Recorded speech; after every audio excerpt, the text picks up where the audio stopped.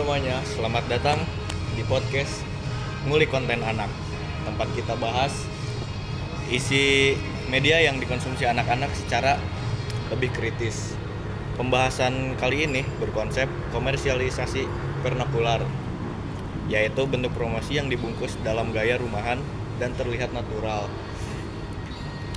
Dalam konten YouTube anak, promosi produk seperti mainan sering disamarkan melalui kegiatan bermain, unboxing, dan storytelling. Video yang akan kita analisis dari channel Mob Kids yang berjudul Unboxing Mainan Baru Tania jualan bakpao aneka rasa. Ke kamera dong. Wangi kayak kok, wangi. Coba yang mau bikin wangi. Ini pasti rasanya coklat. Iya, mungkin bisa dimakan deh. Enggak. Tuh. Enggak berhasil.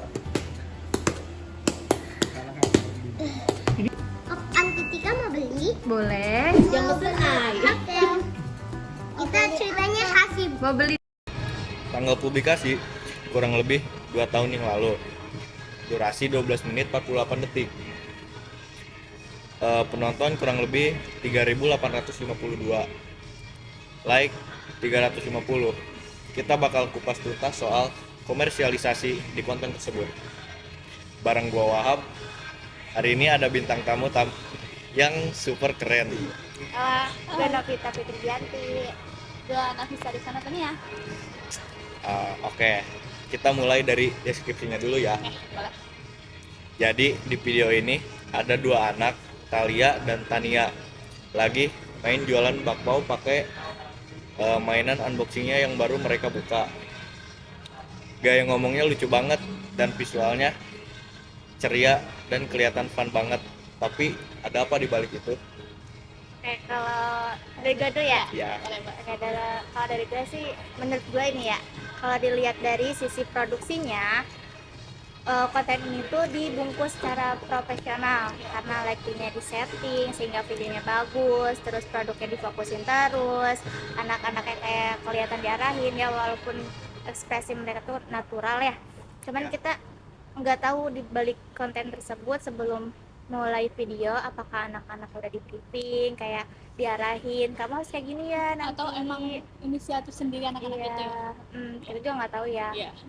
Terus juga yang jadi catatan utama tuh di konten tersebut si produknya itu ditampilin sangat dominan. Dari gue ya. Iya. Oke.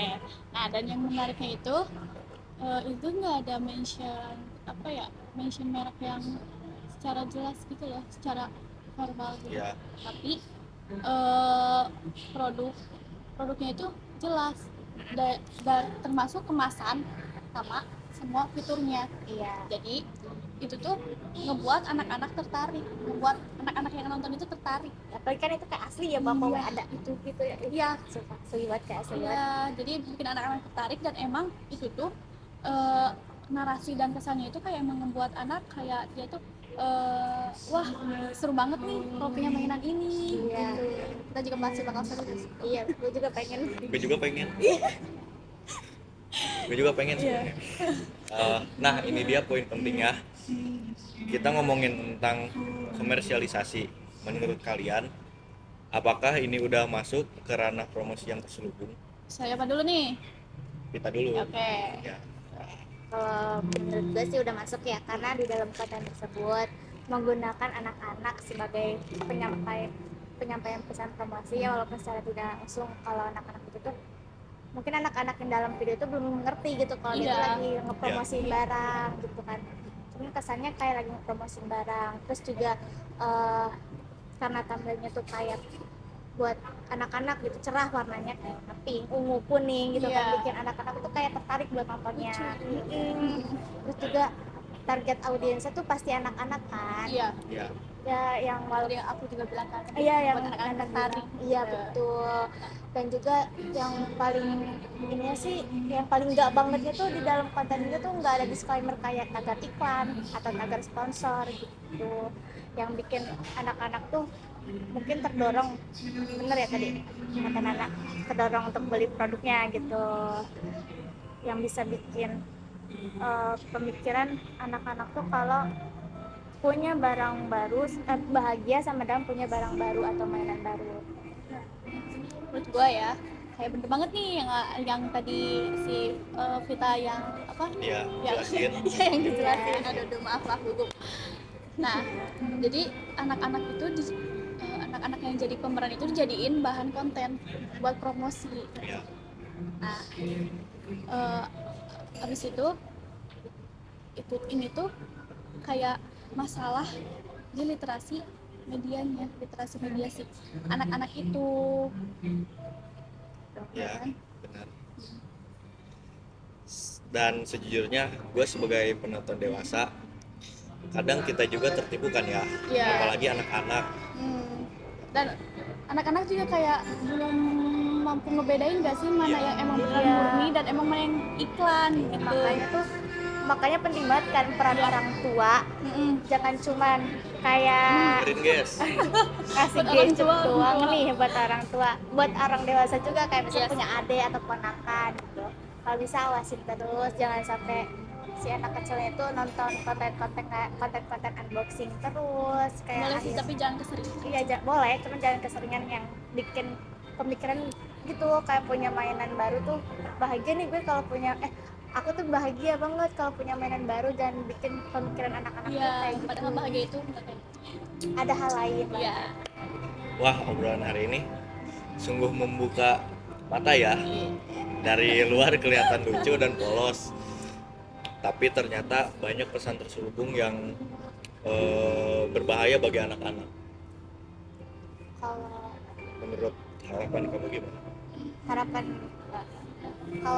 ya, harapan gue untuk konten kreator lebih jujur lagi ya. Kalau di dalam video kontennya itu ada iklan misal, produknya tuh disebutin apa namanya, jangan kayak seolah-olah tersembunyi ada iklan di dalam konten yang seru, lucu, apalagi tuh kalau yang ngebawainnya tuh anak-anak kayak kurang aja. Iya sih. Ya, dan menurut gua ya buat orang tua sama guru-guru juga anak-anak tuh kayak sekarang tuh harus ditingkatin lagi dalam literasi digital medianya itu. Udah? Ya, itu Ya, harapan sih, kita. Ya, Ya, kayak Kalau harapan dari gua setuju aja sih. Jadi buat pendengar semua, yuk mulai lebih kritis. Hiburan boleh, tapi jangan sampai kita dan anak-anak kita jadi korban iklan terselubung.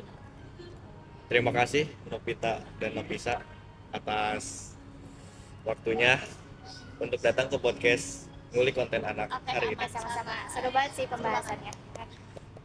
Oke. Makasih juga buat host kita hari ini. Ya, Yang sangat keren. Oke, ganteng. Aduh. udah ya. Udah. Oke, sampai jumpa di episode selanjutnya di Ngulik Konten Anak. Jangan lupa nonton cerdas, dampingi anak, dan kritis terhadap konten. Bye. Bye. Makasih. Yang dibuat pesan-pesan buat kemudian Televisi, radio, dan media dulu. Dari Wahab dulu. Ya. Pesan saya, terima kasih buat Pak Sami sudah mengajar di semester 2 saya. Semoga panjang umur dan sehat selalu. Kita, oke. Kalau dari saya, makasih juga banyak.